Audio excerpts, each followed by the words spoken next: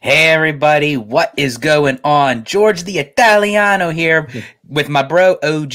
We got a stack show today because it seems like in the first time in forever, we actually got some big news that's coming from Walt Disney World, and it's going to be a stack show bigger than our cannolis, and we're going to discuss it all today on Citrus Corner, part of Orange Grove 55. 55.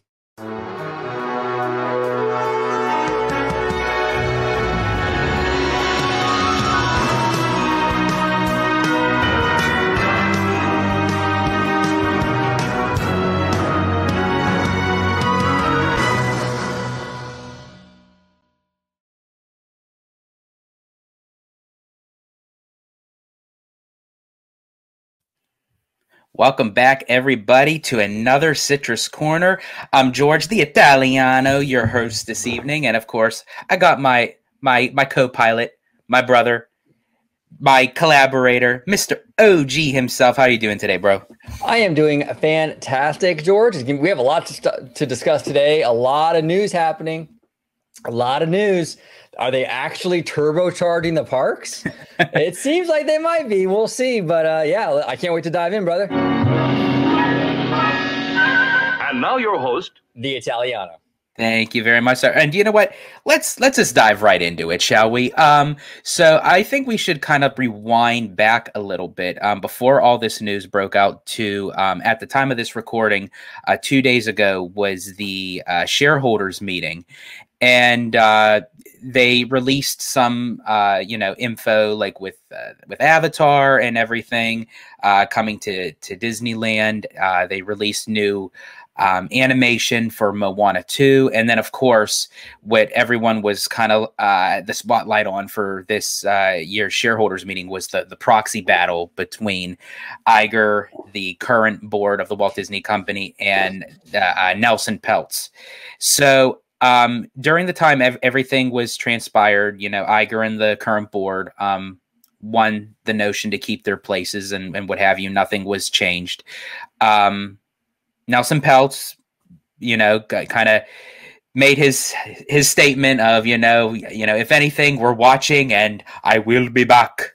So, if anything, but that's that. Anyway, so when it came time for the kind of like the final segment of the Q&A, and there was a particular question that was asked concerning about Disney's response to Epic Universe.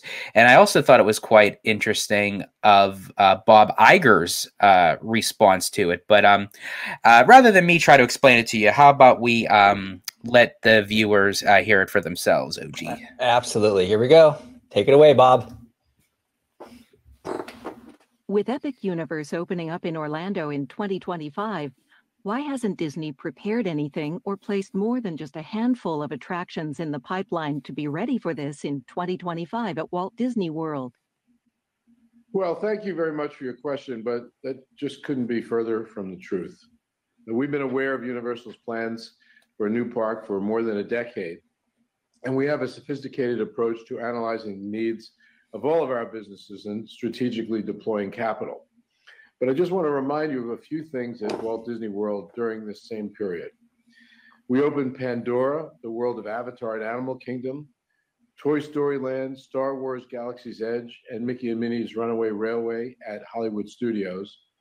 We also completed a multi-year, multi-billion-dollar transformation of Epcot, which included adding Remy's Ratatouille Adventure, Moana's Journey of Water, and a great attraction, Guardians of the Galaxy Cosmic Rewind. And we opened Tron Light Cycle Run at Magic Kingdom. So by staggering these major launches, we have been able to commercially and operationally optimize our new offerings over time, rather than having to do it all at once. And based on the guest experience that we've heard all about from all of these items that I just mentioned, we know that they're extremely popular and they're serving our guests extremely well. And by the way, the agreement we reached with the Central Florida Tourism Oversight District last week will actually enable us to pursue the kinds of significant investment in our Florida parks that you're talking about. We achieved a win-win result with that deal in terms of our ability to pursue future development opportunities, but also in terms of the thousands of direct and indirect jobs and economic opportunity in the state that will come with our investment in new projects. So as we've discussed regarding our $60 billion capital expenditure plans, there's much more coming to our parks around the world, including in Florida. Okay, so this is interesting. Here's the thing with this answer, right? Because I'm actually, I mean, I'm on. Look, I've talked about this before. I think fans get a little too aggressive when it comes to like, okay, Disney's need to respond to Epic Universe. As Disney being number one, you don't want to be reactive. You know what I'm saying? What Disney needs to do is kind of just do what Disney has always done. That's why they're number one. So, look, I understand what he's saying. They've known about it for a decade. Since they've found out about it, they've been opening a lot of stuff. And they have. Over the past 10 years, they have opened a lot of stuff. He kind of went through that. The problem, though, I think optics-wise at least, is it's hard to prove a negative, right, so to speak. Like, would these attractions not have existed if they didn't know about Epic Universe? I'm doubtful. I think these probably would have been done regardless. And that's my issue with kind of going in the past the way he did. Mm-hmm. Would they have done Cosmic Rewind? Yeah, they probably would have. That's one of their biggest franchises, you know? I mean, these are things that would have been done anyway, in my opinion. What I think he should have said was, you know, something to the effect of, you know, we're going to do what's best for, and I think we talked about this on the phone the other day, George, mm-hmm. but I think what he should have said is we're going forward. We have a lot coming down the pipeline. You're going to hear about it. Literally the next day, there's a whole bunch of stuff that they announced. So there is stuff on the books. But what he should have said was, you know, like we said, we're going to do the 60 billion. There's a lot in the pipeline. Disney's going to do what's best for Disney. And we're not going to get into this reactionary chasing your tail kind of mode. We're going to do what's best for Disney because that's how we win, because Disney is a winning product. And when we do it well, we beat the competition. This felt like a cop-out to me. This felt like a cop-out. There's no way to prove that these attractions wouldn't have been built otherwise, whether Epic was happening or not. Just not a good answer, Bob. And look, this is coming from someone who I've said many times, I don't think Disney needs to overreact to Epic Universe. I've said many times, I think that there's a good chance that Epic Universe will cannibalize some of Universal's own parks. A lot of fans don't want to hear that. I understand that, but it's the reality of the situation. It's very possible that families look at the 3 Universal parks and say, you know what? We'll go to Epic, we'll go to Islands of Adventure, but do we need to go to the studio park? We'll skip that one. That's a very real possibility, and something Universal themselves are probably considering, okay? But his answer, even though I don't think Disney needs to go overboard with a reaction, his answer was dog shit. Go ahead, George. Yeah, actually, I completely agree. I think if he was to have gone the route of bringing up the past, you have to bring up a little bit of the future.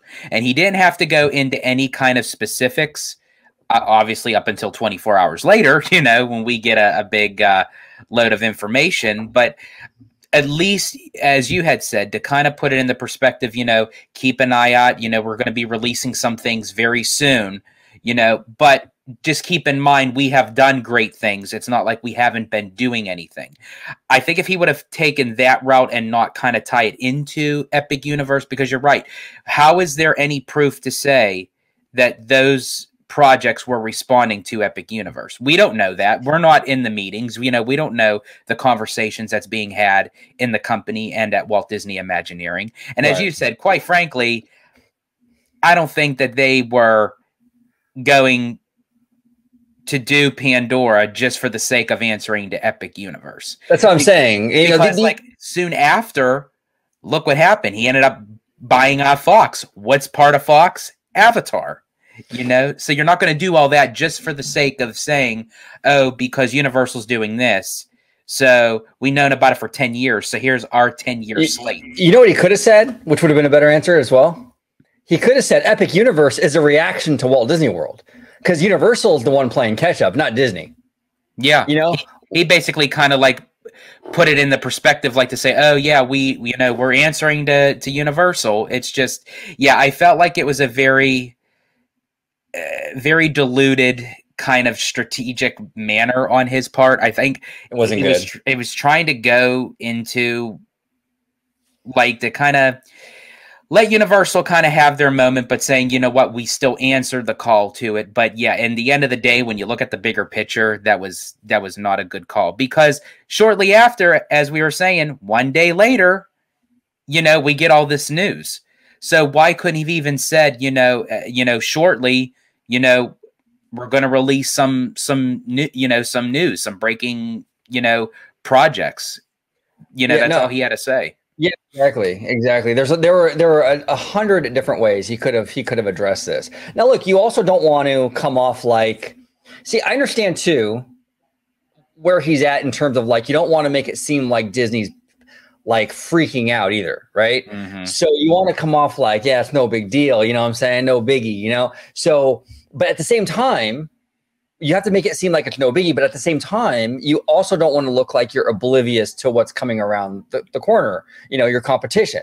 So it's a balancing act. So I understand it's not so easy. I mean, I understand that, but man, there were so many other ways you could have approached this. And I think by adding the future with the past, it would have equaled out that balance. And he kind of touched upon the future because he said like that he worked a deal out with DeSantis and the 60 billion and all that, but it was kind of like, he could have got into a little more than that, a little more detail. I think he focused so much on the last 10 years. I think if you mentioned, I would have flipped it because he spent like 2 seconds on the future and the rest of it was all about the past. He should have spent like 2 seconds on the past and the rest of it was about going forward. Yeah, I don't know, man. And I would have said too, if I was Iger, I would have got a little more aggressive. I would have said Universal's responding to us. We have the market share, we have the numbers, we're beating them and they're trying to catch up to us. So, he should have gone that route, but I don't know. He didn't. And this answer was weak. This was, in my opinion, I think overall it was a decent annual shareholder meeting. I think this was the black eye of the whole thing. That and the fact that he had an AI reading the questions, I thought that was kind of weird. Yeah, that was kind of like a little bit out of character, because it then makes you get put into the position of like, what would you be afraid of actually having, shareholder questions actually being asked, and I think there's possibility he may not have. Because when you ask a question and you let an AI do it, it just gets to the question without really explanation. When you actually have a person asking, they throw all extra stuff at you. And I don't think Bob really wanted to deal with that. And no, he didn't. And look, I understand that because a lot of times, in my opinion, and people might get upset with me for saying this, but in my opinion, in years past, I think a lot of people use it as a podium to vent. And I don't agree with that. I think you should ask your questions professionally. I mean, you're fortunate enough to be able to have a direct line of communication with the Walt Disney Company's CEO. And a lot of people got up there and they started to just kind of rant almost a little bit. And I don't agree with that. It's unprofessional. Ask your question and sit down or whatever, But it's like, so I understand the why behind it, because they're trying to avoid all that drama of people trying to take their, get their 10 seconds of fame, so to speak. At the same time, though, it makes Iger look like he's dodging. It makes Iger look like he's afraid to sort of like take real questions from real people, and Iger's a smart dude. He's not a dummy. Iger's not a dumbass at all. He could definitely field questions, So I get it. I understand the why of it. But again, it's like the Epic Universe thing. It's like, it just looks bad. Yeah. Really bad. It really does. And honestly, if that was a place to vent, if I could have gotten my phone call in, I'd be like, Bob, Mr. Iger, I don't really have a question for you. I so far, like, I'm liking how the direction of the company's going, but let's talk D23, shall we? Oh yeah. let's talk D23 ticketing, please. Absolutely. So, upon the shareholders meeting, we got some little bit of info on for the following day that Bob was going to appear on CNBC with his interview, and which kind of caught us all by surprise, that they were doing a YouTube show. I don't know if they didn't say if it was going to be monthly or if it's just going to, pop up randomly, but all about Imagineering with different segments of like what it takes, you know, what goes on in the building of Imagineering. And it was called We Call It Imagineering, which was quoted by Mr. Walt Disney himself when he was doing one of his Wonderful World of Color, or Your Host Walt Disney kind of segments, where he was taking guests into the departments of Imagineering. And you mean this? And now your host, The Italiano. Oh, I mean Walt Disney. Perfect. And so that kind of got me thinking, like, I wonder what, you know, why would they be releasing anything like that? And it's like, okay, maybe they just wanted to add something a little to it. Maybe it's something that eventually it starts on YouTube. They could add it to Disney Plus later. You know, what does all this mean? Well, the next day came and we found out what it was for. Yeah. And this piece of this photo right here is a piece of concept modeling for the tropical Americas that's has been now officially confirmed for Disney's Animal Kingdom, that is going to take the place of Dino Land. And so what you see here is the this is the Encanto house, Encanto, right? Yep, that's the Encanto house. Would they have some palm trees that kind of like fit into the South America, I assume, I guess, like the culture and everything. I haven't really paid too much attention of like the South America's culture, but actually from them doing this, it definitely makes me want to look into, which they actually say in this the episode 1 of We Call It Imagineering, that they have already done a field trip to several locations, and they show footage of them like taking pictures, taking notes, touring through things. So the fact that they already did a field trip for this is basically, it's locked in, it's greenlit. This is going to become the new section of where Dino Land is. But really quick, I just have to say before I go to you, OG, it does make me wonder, which actually someone had mentioned on Twitter, if they're going to add also animal exhibits that showcase the certain animals from the tropical Americas. Yeah, no, they should. Exotic birds, things like that. That would be really dope in this area. You know, it's funny, and I used to kind of have this mindset too, where Animal Kingdom everything connected to Animal Kingdom needs to be about animals. And look, I get it. It's Animal Kingdom, right? Like, you want to have animals, but not everything is related to animals. Animal Kingdom is kind of like, in a lot of ways, kind of like a world showcase too, in a lot of ways. Like, the way they recreated Asia, I mean, the authenticity, and with Harambe and all that stuff, I mean, it's awesome. So it's about animals, yes, but it's also about the cultures and the different countries and what have you around the world. So I think this is an awesome region of the world to kind of touch upon. A couple of things: the Encanto house that we're assuming that we're looking at here. The Mystic Manor ride technology would be perfect for an Encanto attraction. Disney, if that's not what you're planning, I don't know what's wrong with you. That would be absolutely ideal for an Encanto attraction. That trackless ride system through the house would just be incredible. Hopefully that's what they're doing here. Really quick, to answer that really quick, because a lot of people were speculating because of how they have the house kind of up on steps, sort of kind of how like they have the Mystic Manor. I don't know if the steps kind of signify of the placement of like the show building for that type of technology, but people are leaning towards that. That's exactly what it's going to be. And hopefully that's the case. Hopefully that's the case. Yeah, 100%. And I know we have the Three Caballeros in Epcot, but I mean, come on, the South America, you got to put some Three Caballeros in here somewhere. I'm not saying you got to put a ride or anything. You already have a ride over at Epcot.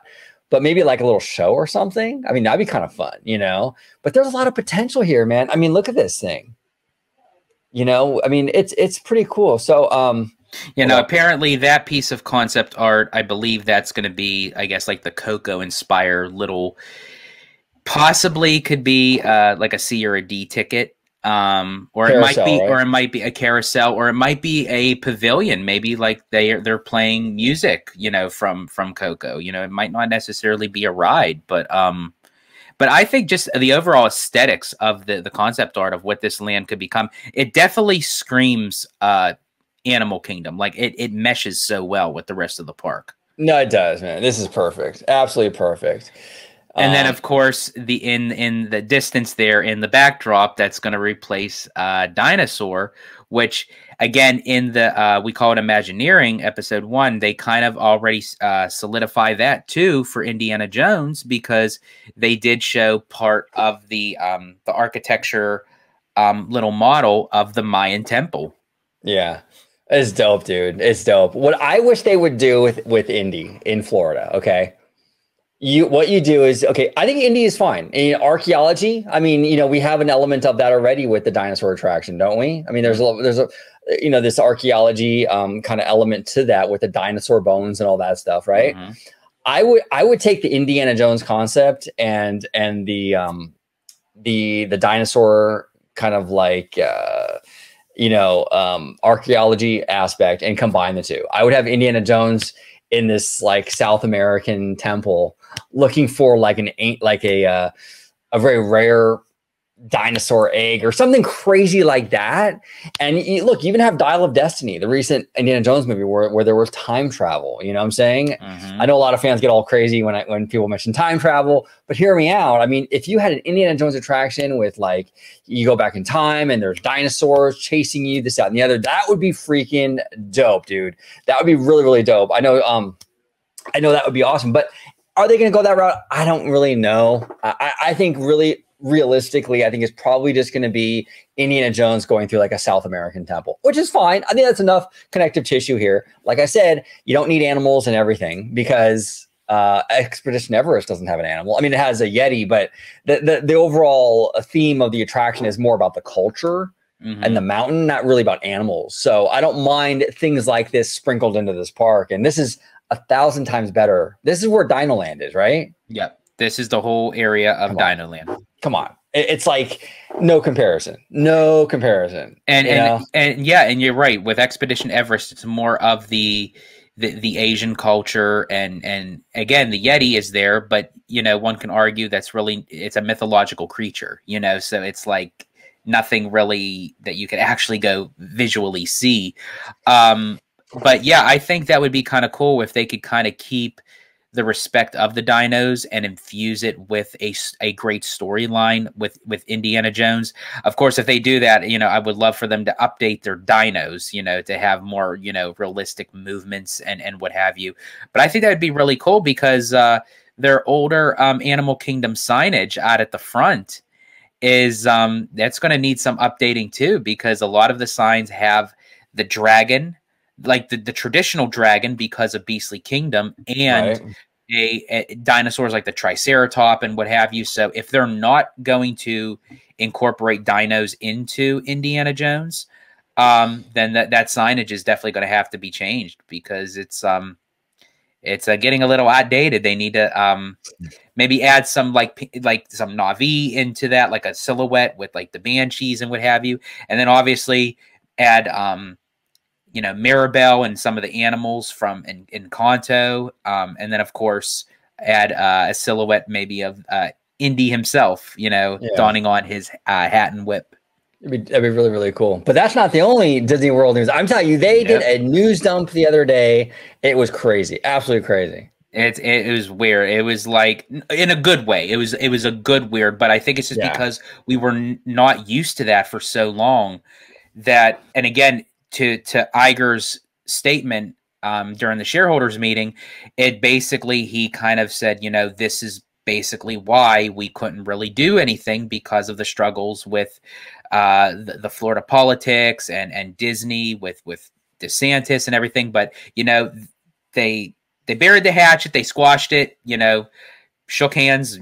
I'm just using, you know, technological terminologies. I don't know if they actually did that, but it's like, it's a 50-50, you know, in the middle, let's meet, you know, and let's end this. So this stuff can actually happen. Exactly. And we talked about that many times on this show, where we believe that the whole political drama with DeSantis was holding a lot of this stuff up, you know, whether it be, you know, logistically, like actual logistics problems that they were concerned about, or whether it be Disney playing politics themselves. You know, maybe Disney was simply just withholding announcements, you know, concrete announcements, because they didn't want to give they wanted to keep these announcements in their back pocket to use it as leverage, right? If they show DeSantis, hey, you know what, you can mess with us and pick on us all you want, and we're still going to invest full bore. DeSantis has no like, okay, fine, you know, I'll just pick on the mouse house. But if you withhold stuff, you have a little bit more leverage. You know what I'm saying? So Disney might have just been playing a game here. I don't know what the deal was, but it's clear that after they got the whole Central Tourism District thing settled, all of a sudden out the woodwork, we're getting all kinds of announcements now for Florida. It's not a coincidence, y'all. Not a coincidence. Nope. Not at all. And I think out of everything that was actually mentioned, now there's not too much detail of what we were going to discuss, but the fact that it's still part of the conversation, that means Disney is highly investing into all this real estate, this whole land behind Frontierland, which is essentially right now titled the Beyond Big Thunder Project, which essentially, as part of all the news that broke out, that Disney had filed, were they patents? Were they patents, or was it something else as far as like for construction? There are permits, I believe. Permits. That's not patents. Excuse me. Permits. Disney filed permits to kind of get the ball rolling for the construction and I guess like the water management to kind of get everything prepped and prepared for what they are calling the biggest expansion in, I believe, not even just the Magic Kingdom Park, but the biggest expansion of all of Walt Disney World thus far. They actually. Well, hold on, George, just 1 second. Because Scott Gushton does say here, it says, Walt Disney World is currently in the process of filing permits for development work behind Magic Kingdom that will prepare the area for a future expansion expected to be the largest expansion in the park's history. So yeah, okay. Just the park's history. Okay, I thought there was another article that said it was of Walt Disney World, but that would make sense. But as far as the expansion goes, because Bruce Vaughn had mentioned, you know, this is going to exceed over the new Fantasyland expansion. Yeah. And they're kind of like tying this as far as the ambitious plan as something like a Pandora or Galaxy's Edge type of thing. But based off of this, I mean, there's a lot of land here. So I think honestly, this is going to even exceed over Galaxy's Edge and Pandora for sure. Yeah, probably. You know, and it's funny, I saw all these people mocking, you know, the turbocharged thing. Remember? Mm-hmm. All these people, these you know, fans and content creators, everyone was kind of mocking it, like, oh, turbocharged, yeah, sure. I'm telling you, look, you know what? This is why it's important to kind of wait and see what's going on, because it looks like they really are turbocharging. This is huge. This is huge. Yeah. This with the Animal Kingdom stuff is massive, you guys. This is great news, and I understand I understand why people are cynical with Daddy Josh, because he has stood us up at the altar many times. But you know, at the same time, you don't want to just completely dismiss everything. You know what I'm saying? That you know, and dismiss everything out of hand immediately. You know, and I think this is fantastic news, and I'm glad we're finally getting the ball rolling, and I'm happy for Walt Disney World because you guys are finally getting some stuff. You know, it's been too long. Yep. And I'm very curious to see what they have planned for it. Now, again, I think when they announce more information on this, I still think it's going to be in the Blue Sky process. I could be wrong. I don't know if they're that further along. I think they're just in the phase where, you know, they got to get the land prep, because in the state of Florida, the water level is much higher than a lot of other places where you do construction. So they have to make sure that the sections of each part of the land are up to par for big, heavy, extensive construction. So I think that's the part where they're at. But I think at D23, I think they're going to give us some concept art, but I'm not sure if it'll be 100% locked in. Yeah. But that I'm okay with, because if we're getting all this greenlit stuff, I'm okay with a little bit of Blue Sky stuff.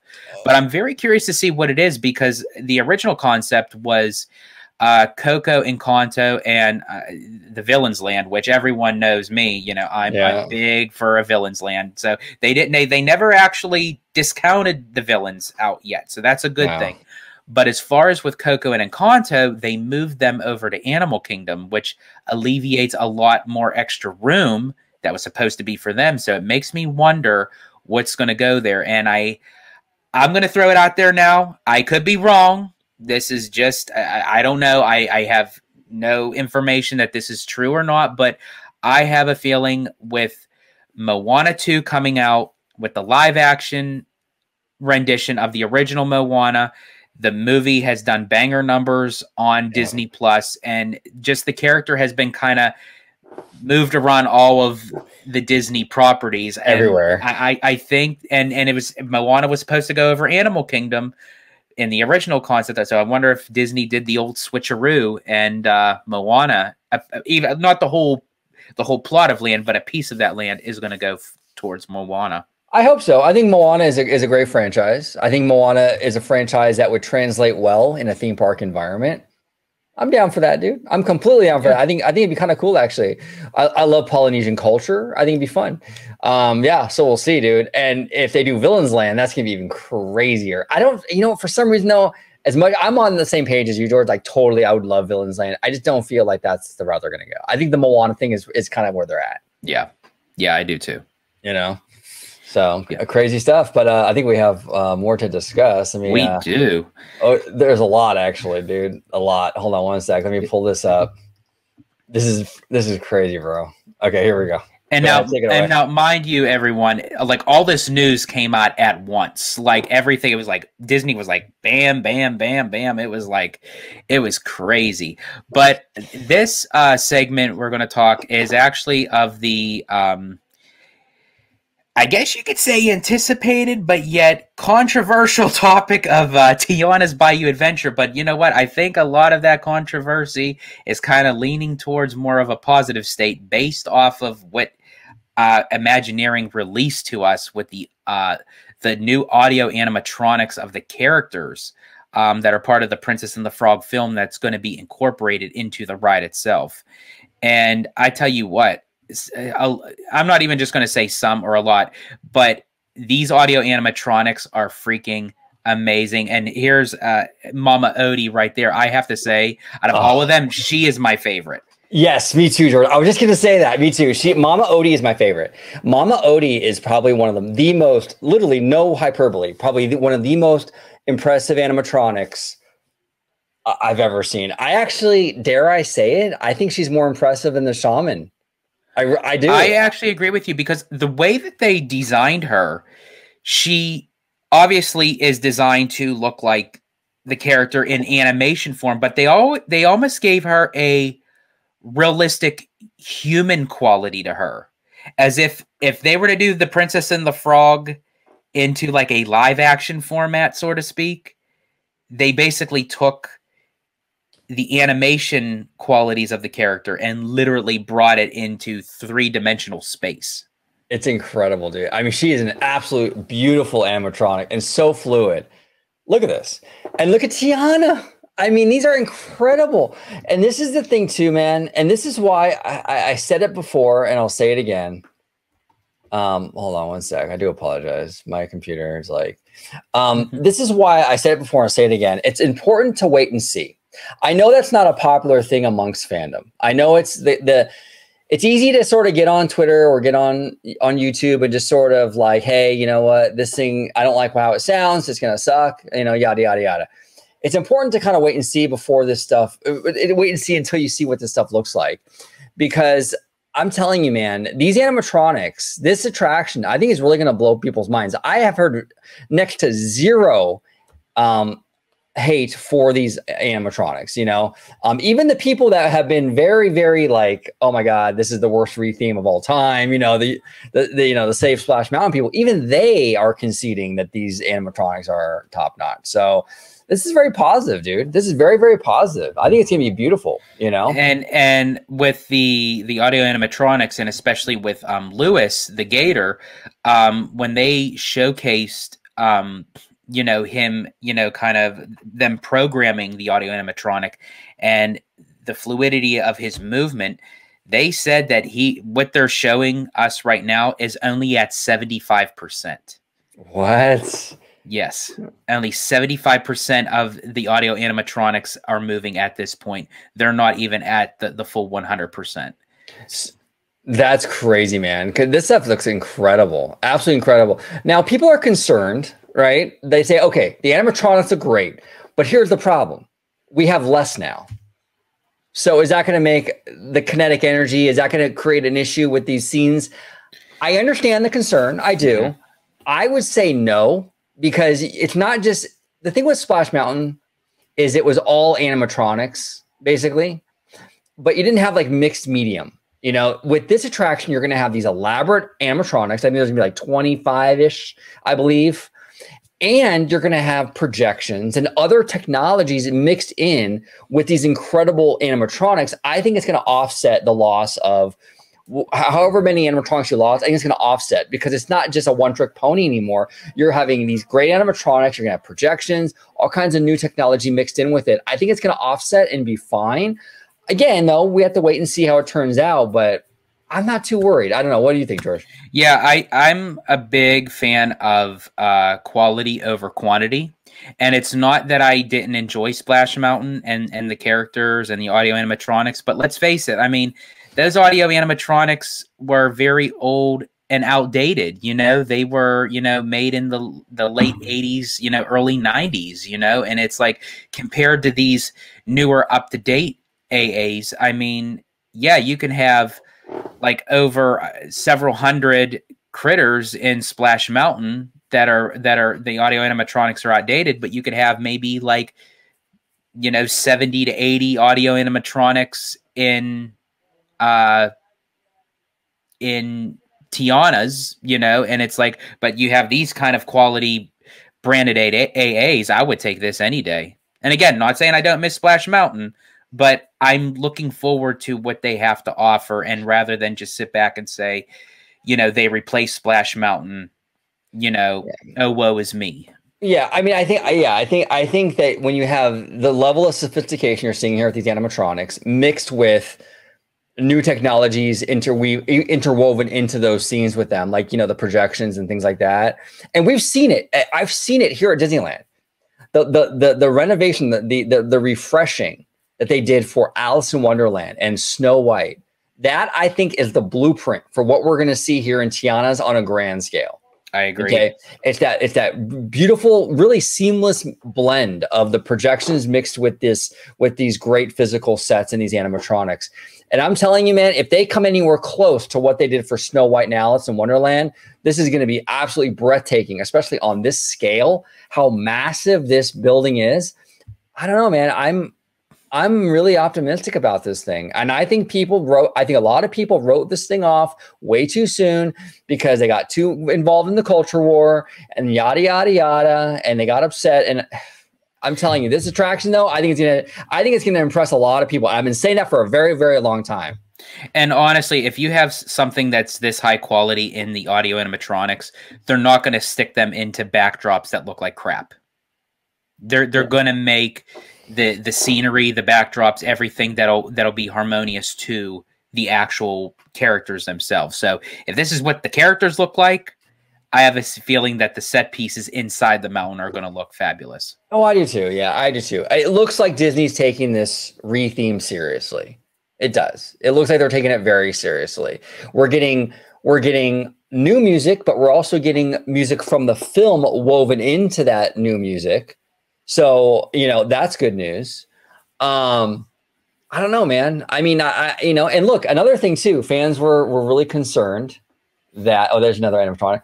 Another thing fans were concerned about was Tiana not being in the dress. You'd be surprised how many people were like, oh my gosh, she's not going to be in her dress in the attraction. Yeah, she is. Well, I don't know if this is the dress, but she's in a ball gown in the attraction. She's going to be a princess in this attraction. So we get it all. We get that kind of like outdoorsy Tiana, and we also get Princess Tiana, you know, and we get some of the music from the film. We get great animatronics. I don't know. There's not much to complain about at this point, in my opinion, but let's wait and see how the execution is, you know? Absolutely. Yes, I'm very much anticipating it. I can't wait to experience it myself. And I think it's kind of funny. That was the one one thing that a lot of people were doing, like funny memes like online with Charlotte, of how kind of like scary looking she is, and people were like creating like horror poster scenes with her and everything. And the best way that I could say is, yeah, they kind of made her a little bit scary looking, but I think it plays well to her character, because her character was pretty scary in the movie. Yeah, exactly. It's still a beautiful animatronic. And then I can't really see, it's kind of blurry. Who's behind her, George? Do you know? Eudora, Tiana's mother. Gotcha. Okay. I don't know, man. I'm impressed, dude.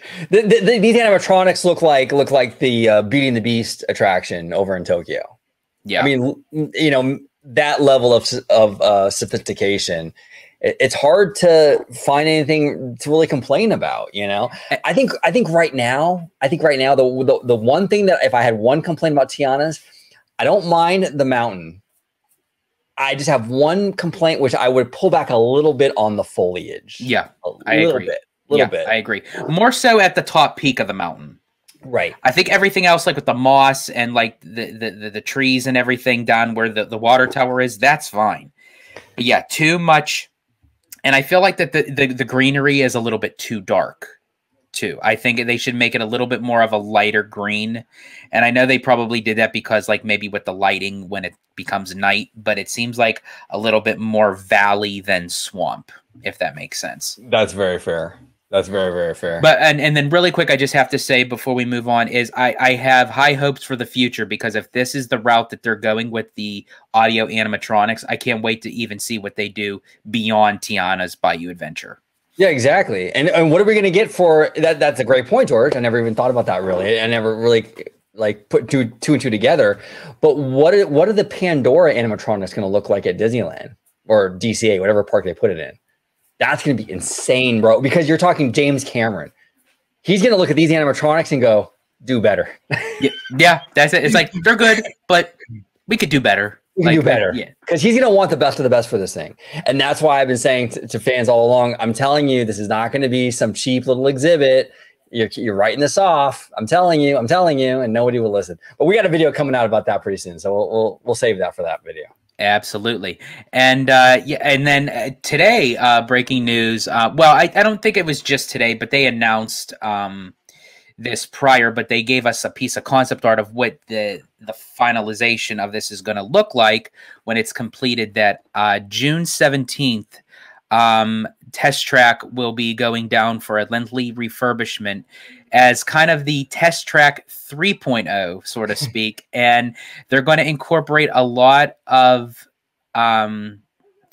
elements in there, I believe. They didn't really give us too much detail on it, based off of World of Motion, which is the retired attraction that was part of Epcot that Test Track actually replaced. And I never had the opportunity to experience World of Motion myself. So I'm very curious to see like what differences they're going to add into this. But based off of the concept art, I believe someone had said that they are going to enclose the outdoor section of the attraction, because the ride is down a lot because it's Florida. There's a lot of rain, a lot of storms and everything, and they can't have the ride open, despite even though majority of the ride is indoors, but just because of that outdoor part, that they can't have the ride open. So I believe that they're gonna like place it like a huge like type of canopy style enclosure, so they could keep the ride indoors, but I guess still feel like you're outdoors.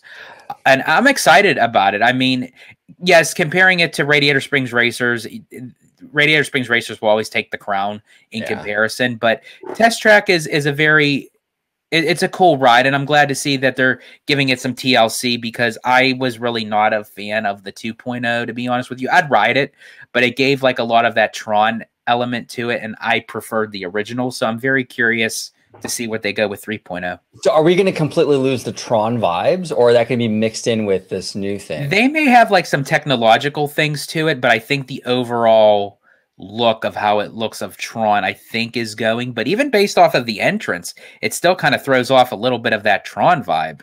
That marquee does, especially. Yeah. Tron sign for sure, you know. It's interesting though. And look, you know what? I know as fans we want to complain about Disney, but let's give them credit that they're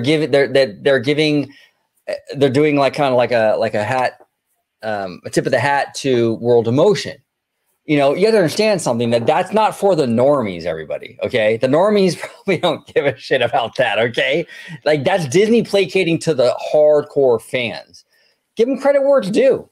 I mean, dang, you know, I mean, I think that's positive. I don't have to do that. And I think actually with this Epcot reimagining or whatever, I think they have balanced it out pretty good. Like there's a lot of classic Epcot in this renovation of Epcot, like that. I always forget the name of it. When you walk into Epcot, that glass spire. Do you know what? Oh yeah, I always do too. God, I always forget. I always forget like the terminology for it. But you know, everyone at home, you know what I'm talking about, right? They brought that back, you know what I'm saying? And even like the typography, like the signage and stuff is very classical Epcot, things like that. I think they've done a good job of kind of giving the nerds what they want, but then giving the normies what they want. They're we're gonna give the normies, you know, Guardians of the Galaxy, and we'll give them the IP, but we're also gonna give the diehard fans, you know, we're going to sprinkle in some Easter eggs. We're going to kind of vibe, you know, kind of have that old school Epcot vibe and, you know, integrated into this. I think it's been handled pretty nicely, but I don't know. That's just my opinion. I agree. I definitely agree. And yeah, so we'll definitely keep an eye on this. It shouldn't take too much time of the refurbishment, I don't think, but it'll be done for a little bit of time. But June 17th will be the time for Test Trek. Now let's go ahead. Should we hit some Star Tours, George? Let's hit to a galaxy far, far away, shall we? Also today, that Star Tours had released the new chapters in the Star Wars universe with new destinations and part of the Star Tours that include Ahsoka, Andor, the Mandalorian, and friend of the channel, Jack from DSMY Newscast. No. This is Five Fires. No. I was just going to say that he went to a media preview. Oh, I'm so sorry. I'm so sorry. No, he did, and it was actually Jack's first media preview ever, right? Yes, first time, and definitely check out a video of his that he had posted on the DSNY channel. Of his first media event with Star Tours. So shout out to Jack. Absolutely. What we'll do actually, we'll put that video, Jack's video, at the end of this one in the end cards, so people can check that out at the end of this video. Because absolutely. And now speaking of another, sorry about that, George. I thought you were referring to the video. Sorry. No, you're good. You're good, bro. It kind of like meshed well, like in the me, and you're like, oh crap. He's like, wrong YouTuber. Yeah. But, sorry about that. No, not a problem. Yeah. So this is courtesy of Five Fires. Shout out to Mondo and Danny for all their hard work on the channel. You love those guys, love the content, love their passion too. They have great conversations just like we do on YouTube. So how about we dive into it, shall we? Yeah. We live. as Mondo would say, here we go. What's going on here? We are not ready for takeoff. The captain isn't on board yet. You never come to find this thing. No, neither can you. We need a proper pilot. There's something just so dope about C-3PO's voice. I don't know why. Yeah, love it. Hold it right there, Captain. I'm not actually the captain. We're looking for this rebel spy. Have you seen her? Get one on this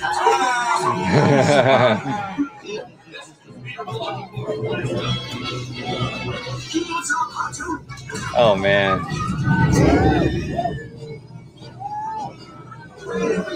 What do you think of Star Tours, OG? Like, is it like? I mean, I know how you feel like overall about it, but I mean, like the type of ride system. Like, are you okay with it? Is it like not really your cup of tea? I like it. I actually like Star Tours a lot, the attraction, you know. But I would be lying. I'm claustrophobic. You know what I'm saying? So when those doors shut, and it always there's always like that lag time with Star Tours, right? Like you sit there for like 5 minutes in the dark. And oh yeah, like before it actually starts up. Yeah. And you think to yourself like, oh shit, are we stuck? You know. So this is me being weird. Like this is OG being claustrophobic, but the ride is really cool. But the other thing too, though, is like we have a huge Star Wars area now. Mm-hmm.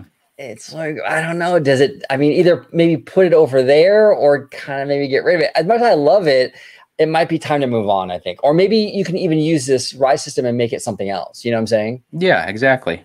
So I don't know. It's cool. It's cool, but it's like we have a whole land now dedicated to this stuff. You know, so.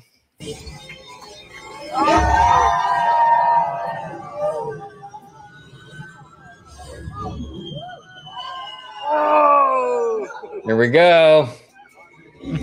Oh wait, the podcast. Oh, the pod racing is first. Shit. Come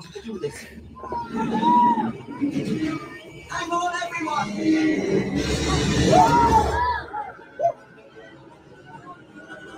This is a cool scene, though. I do, yeah. And this was actually the scene that they first released for the new Star Tours adventure at the D23 Expo. Wow. Like this part right here is crazy.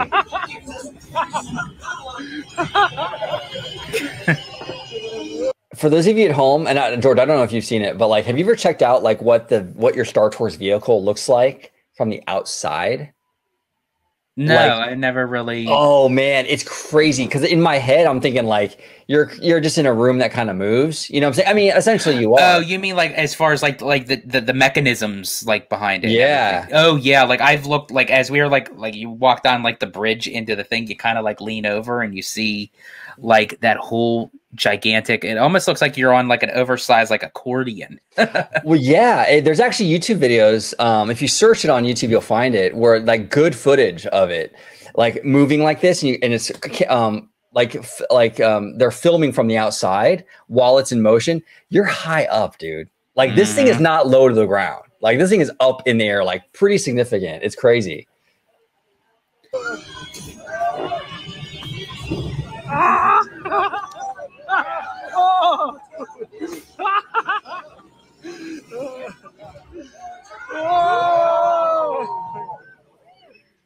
Transmission.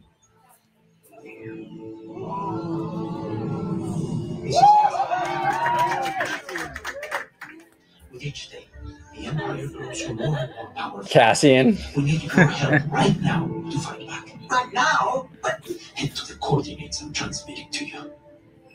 Together we can win this. I'm counting on you. Shout out to Jay Shear. Yeah, he's a huge Andor fan. It was a good show, though. Really good show.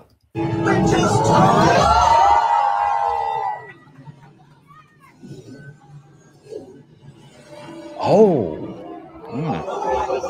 Interesting. Yeah. That's a hell of a way to start a scene. Yeah. Fails.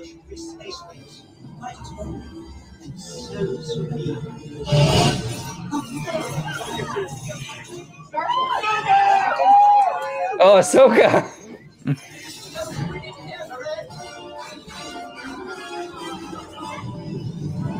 Wow, man.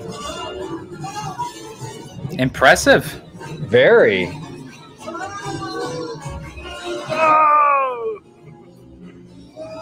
Oh.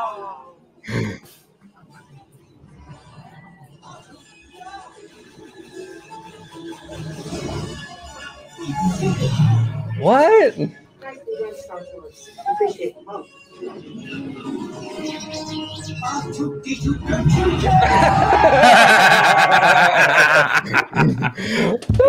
Oh, that was great. Wow.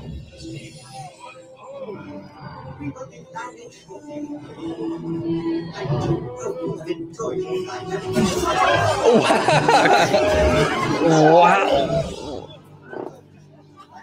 Okay, dude, that was way cooler than I thought it was going to be. I got to be honest. And again, big shout out to Five Fires, Mondo and Danny. Can we give them a siren? Oh yeah, let's give him a siren. Hold on, you caught me off guard, brother. Hold on one sec. We'll give him a siren. There we go. We'll get one more. There we go. Absolutely.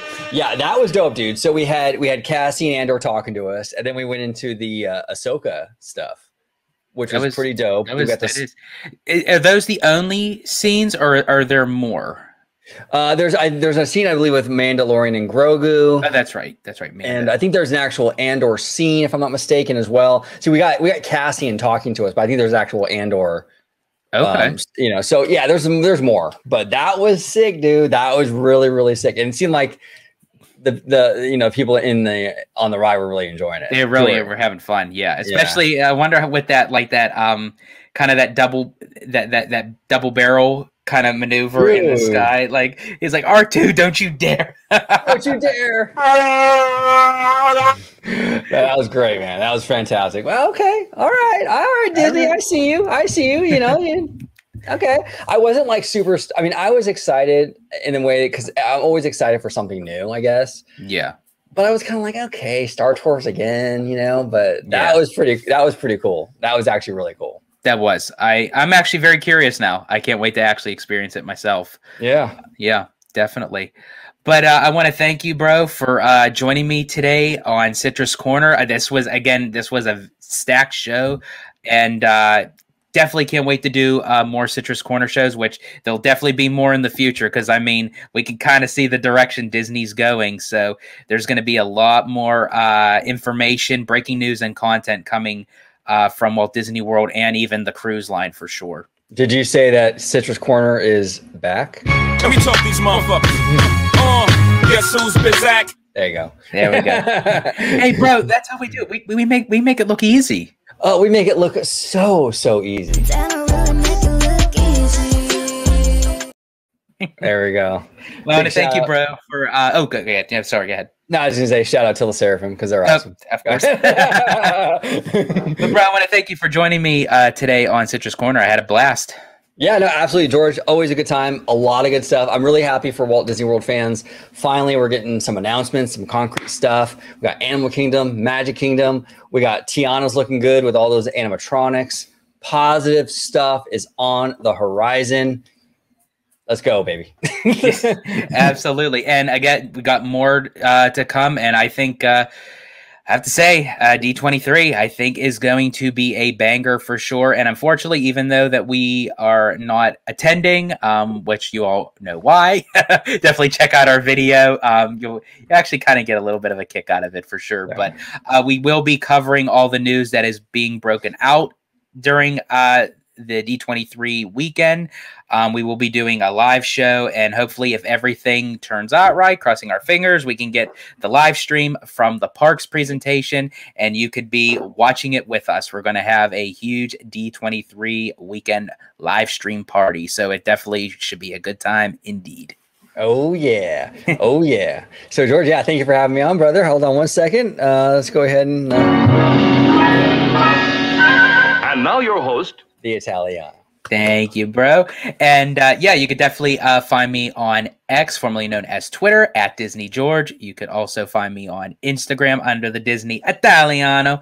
And of course, you'll find me here on my home base at Orange Grove 55 with Citrus Corner, the show you're watching right now.